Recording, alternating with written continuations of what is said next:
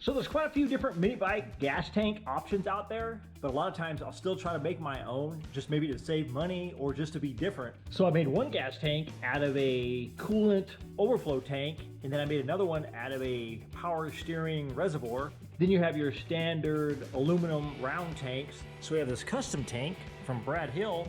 What's cool about this tank, I noticed, is it'll fit on a Megamoto 8105 or a Motovox frame. Yeah, I think the front ends are so similar on these two frames that it'll fit on either one.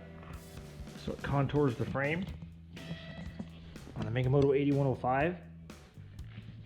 But then it'll still fit on a Motovox frame.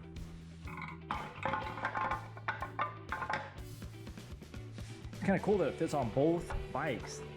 I guess the front ends are so similar. I also think he makes tanks for the Doodlebug and other bikes too that'll contour the frame. So that's a really nice tank option. Then you have the standard round aluminum tank that you can pick up off of Amazon. So this one comes with a fuel shutoff valve, a vented cap, and I think it'd be a good fit for like a Doodlebug, for an engine mounted tank, or even a frame mounted tank, like on the Azusa bike.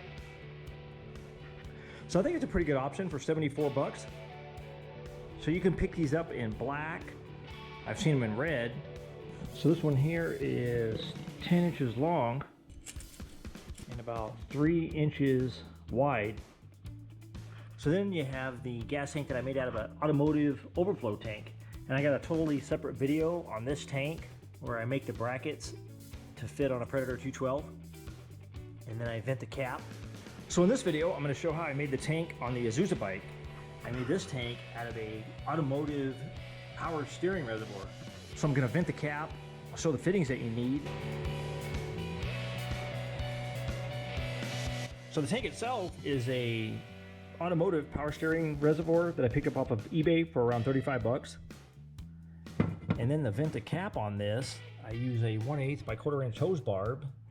And then some tank vents that I picked up off of Amazon. I think a pack of 12 of these is around 10 bucks or 12 bucks, something like that. And then for the fuel line, I use a 1/2 by 3/8 elbow, brass flare MIP elbow to go on the back here. And then for the fuel line, I use a 3/8 by 1/4 hose barb to go on the elbow. And then to plug this extra hole here, I use a 1/4 inch brass plug. So to seal all this stuff off, you can use your sealer of choice, maybe like Loctite 592 or yellow Teflon tape. To vent this cap, go ahead and use my 3/8 drill bit.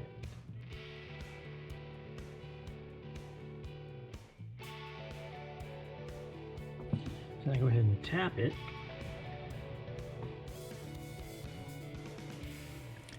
And I used a 3/8 drill bit, which works perfect for this cap and this size tap.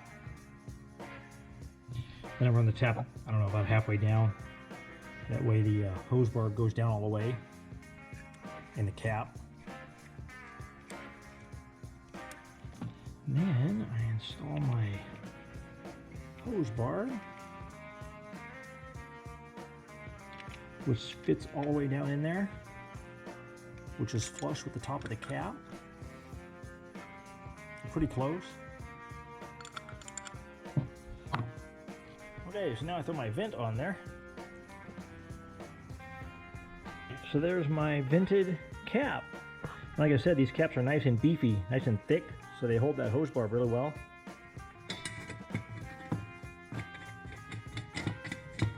Okay, so now for the fuel line. For these elbows, each one of these that I tested out is threaded just a little bit different. So when you screw it in, some of them end on this side before it gets tight. Some will end right there. Some will end up here. But I always try to find one that ends about right there so I can cinch it up and tighten it up so the fuel line comes out this way. Like on this Azusa bike where the fuel line comes out this side. Unless of course you want it to come out the other side or in the front.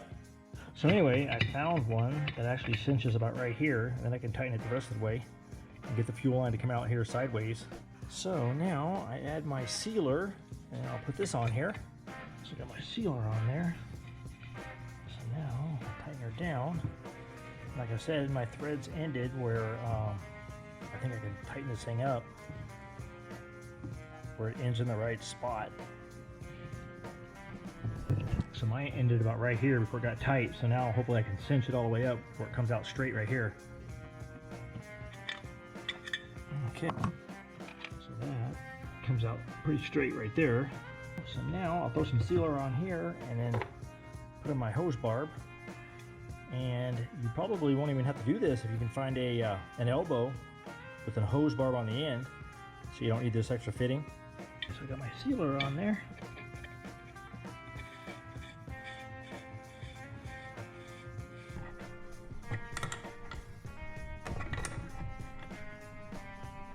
Alright, so I got my fuel line fitting on there. So now all I have to really do is put the plug in here.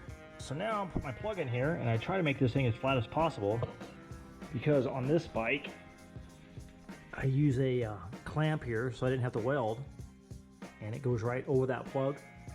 But if you're just going to go ahead and weld the brackets on here anyway, then you could use a different style plug back here and it doesn't matter if it sticks out. So anyway, so I'll put some sealer on this and pop that in there.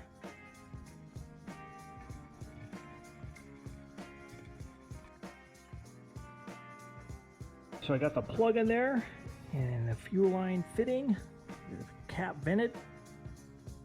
So on the front here, I grind that piece off right there, but you don't really have to, especially if you weld on your mounts on the back. The only reason I ground that off because I ran a clamp around here. Yeah, you see on the front of this bike, on the same tank here, we used to have this little piece right there, and I ground it off on the front here just so I could run my clamp around. But like I said, you don't have to if you weld on these mounts. And the mounts I just made out of angle aluminum, just a piece up and then a piece down. But to make a lot cleaner install, you definitely could weld these on here, weld the mounts, and it'd be a lot cleaner. So anyway, there is the power steering reservoir mini bike gas tank. Oh, and on a side note, I ran this tank on the Oatman video, and I think it did around 15 miles or so with this tank. I mean, it's a small tank, but I mean, it's good for cruising around town, or especially like on a drag bike. You don't need a lot of fuel. Pretty sure it went around 15 miles, give or take.